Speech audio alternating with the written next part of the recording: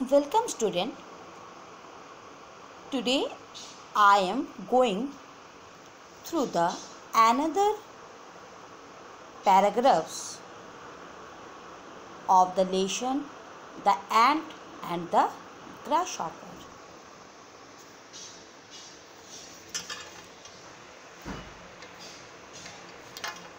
I do not ascribe it perversity on my part, but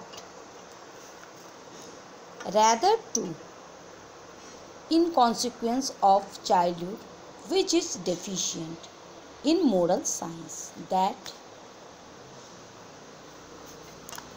I could never quite reconcile myself to the relation.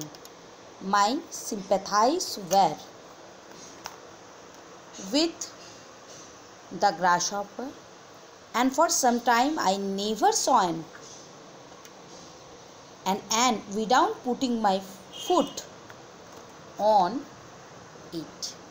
In this summary, and as I have heard since early passion sought to express my disapproval of prudence and common sense. I could not help thinking of this fable when the other day I saw George Ramsay lunching by himself in a restaurant. I never saw anywhere where an expression of such deep gloom. He was staring into space. He looked as the thought the burden of the whole world sat on his shoulders. I was sorry for him. Suspected at once that his unfortunate brother had been causing trouble again, went up to him and held out my hand. "How are you?" I asked. "I am not in hilarious spirit." He "Is it Tom again?" he sighed. "Yes, it is Tom again. Why don't you chuck him? You have done everything in the world for him. You must know by now that he is quite hopeless." Student, these are the lines from The Ant and the Grasshopper. Explanation. The author says that he could not approve the teaching of the story The Ant and the Grasshopper completely. This is not because of unreasonability of the author, but it is because in his childhood his ideas were not thoroughly perfect. His ideas were lacking in proper sequence of thoughts. They were without common sense in his childhood. So his imperfect ideas were responsible for it.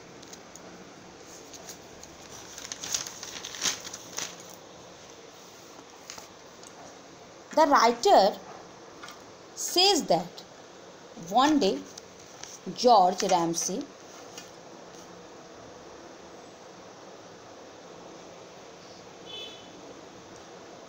was taking his lunch all alone in a restaurant. George's face expressed his sadness. He started into the space. His outward expression suggested that he was really suffering from some great problem. That is why he appeared so much worried, as if he had to find out a solution of the problem. He was lost in thinking sadly. He looked as though he had to support the burden of the entire world on his shoulders.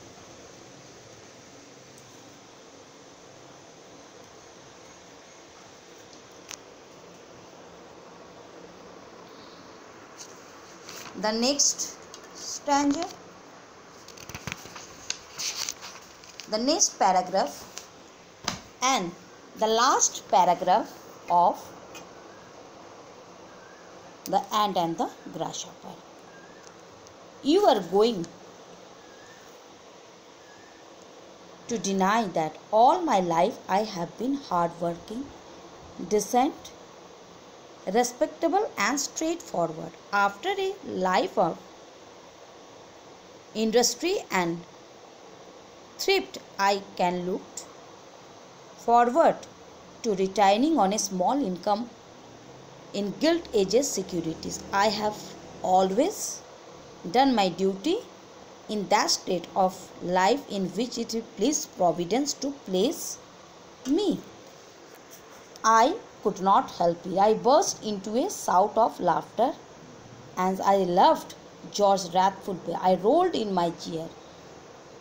I very nearly fell on the floor. George never forgave me, but Tom often asks me to excellent dinners in his charming house in Mayfair. And if he occasionally borrows a trifle from me, that is merely force of habit. It is never more than a sovereign. The explanation of the above paragraph. The writer says very clearly depicts the mental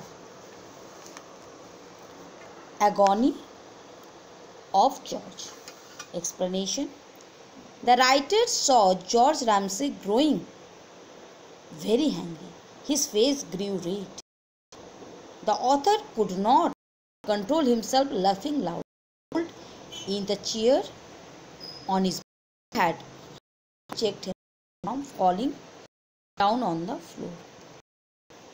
George did not expect uncommon behavior of the author. It could become a remarkable to George. On the other hand, Tom Ramsay's behavior toward the author had been very good. The author had always been invited to dinner with Tom. Very beautiful because the house situated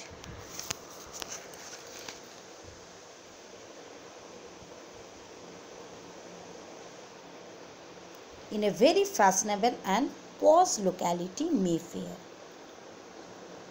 in London. Tom had grown very rich now, yet he asked the author to give him a loan of very small amount.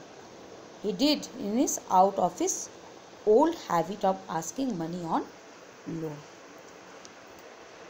Okay, student, goodbye.